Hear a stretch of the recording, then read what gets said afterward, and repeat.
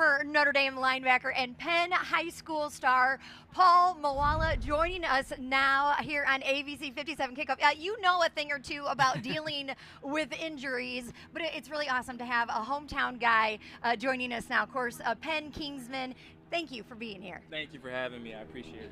Well, first, just kind of tell us what your experience was like. How did you get yourself here to Notre Dame? I know you grew up nearby. This had to be a dream place for you. For sure. Growing up here, Notre Dame football was all that I knew as far as college football went. And so once I had gotten the opportunity to come here, that it was, I didn't take a second guess. I knew that this was home for me. So. Yeah. Well, you had offers from multiple schools, Iowa, Hawaii. What was it about Notre Dame? Besides being in your hometown here, everybody has a Notre Dame story. Yeah. What was it like for you? My Notre Dame story started when I came on my official visit and had an interview with the special teams coordinator, and he kind of told me just the tradition and the culture behind Notre Dame and, what to expect. And just seeing my parents, break down and cry in that meeting room kind of finalized the deal for me and sealed the deal for me. So I told them that I was ready to commit that day. Well, we talked earlier offset about I was actually at your signing day at Penn High School. Yeah.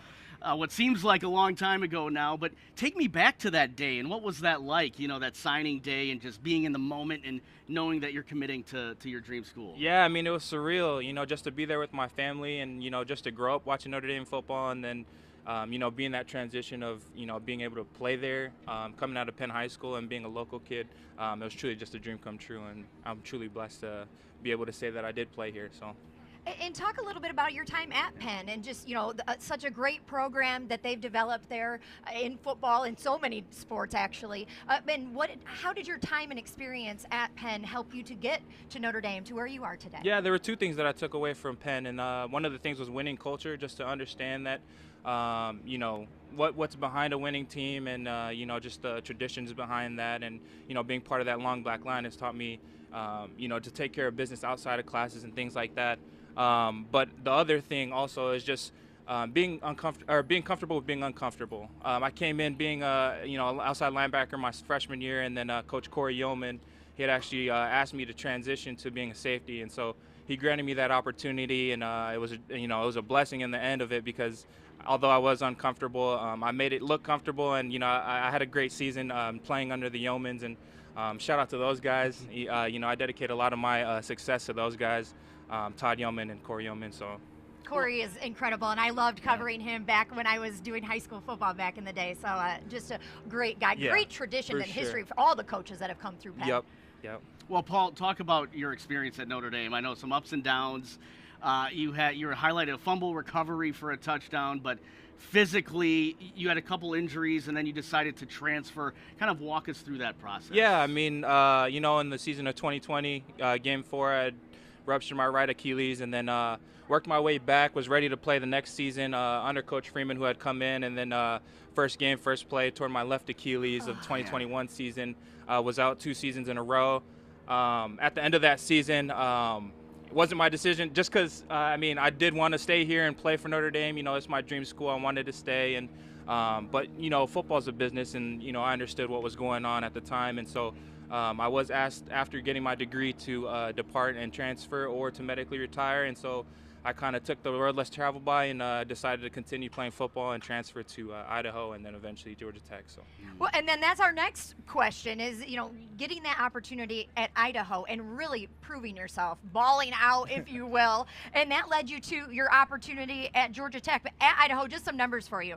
4 interceptions, 2 sacks, a forced fumble. That, of course, is going to get you some interest from some other big-time programs. And Georgia Tech was where you ended up. Once you got there, a season that was solid. You had 11 tackles for loss, 4 sacks, 2 pass deflections, 3 forced fumbles.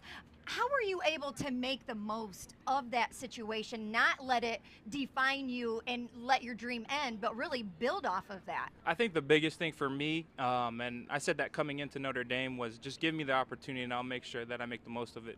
And so, after leaving Notre Dame, Idaho was one of the only teams that was willing to give me that opportunity. And so I tried to make the most of it, and then eventually wanted to push myself a little bit harder and, train somewhere that would give me a little bit more eyes as far as going to the NFL would go. But yeah, I mean, just give me the opportunity was kind of my mindset going into this. So yeah. Well, I want to ask you about this year's defense because they're hot, they're cold.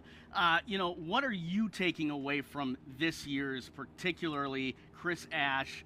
A lot of finger pointing maybe early on in the season. Is it the coordinator? Is it the inexperienced guys? What is it in your opinion? I think it's a difficult topic just because coming in with a new defensive coordinator, it's hard for guys to kind of get adjusted. I knew that. I experienced that at Georgia Tech.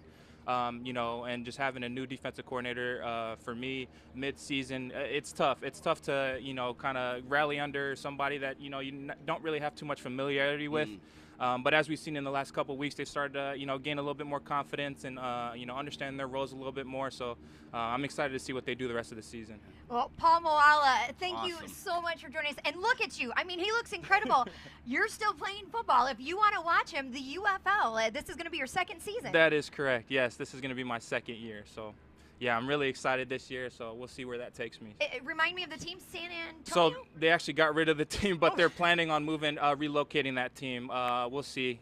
News will come out in the next week, possibly Orlando, but exciting news. So well, we will be on the lookout for that. Thank you so much for joining us. I appreciate it. We still have much more to come here on ABC 57 Kickoff.